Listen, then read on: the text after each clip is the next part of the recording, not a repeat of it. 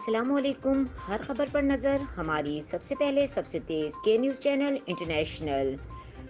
تحریک انصاف کے سینیٹر رہنما جہانگیر ترین نے کہا کہ الیکشن سے 6 مہینے پہلے غلط فیصلے سے مجھے نااہل کیا گیا۔ لودھرا میں کارنر میٹنگ سے خطاب میں جہانگیر ترین نے کہا کہ میں نے 8 سال دن رات محنت کر کے پی ٹی آئی میں محنت کی، اس کے باوجود میں نے عمران خان کا ساتھ نہیں چھوڑا۔ الیکشن سے 6 مہینے پہلے مجھے غلط اور فضول فیصلوں سے نااہل کیا گیا۔ دوران خطاب جہانگیر ترین نے کہا کہ کم سیٹوں کے باوجود پنجاب میں پی ٹی آئی حکومت بننے کا کریڈٹ خود کو دیا۔ پی ٹی آئی رہنما نے مزید کہا کہ الیکشن ہوا، پی ٹی آئی کامیاب ہوئی، لیکن کچھ سیٹیں کم ہوئیں۔ دفاعی تجزیہ کار کا کہنا تھا کہ نون لیگ سے 8 سیٹیں کم تھیں۔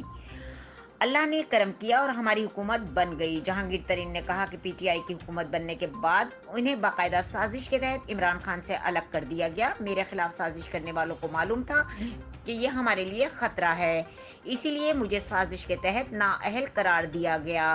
مزید خبروں اور اپڈیٹ کے لیے دیکھتے رہیں کے نیوز چینل انٹرنیشنل۔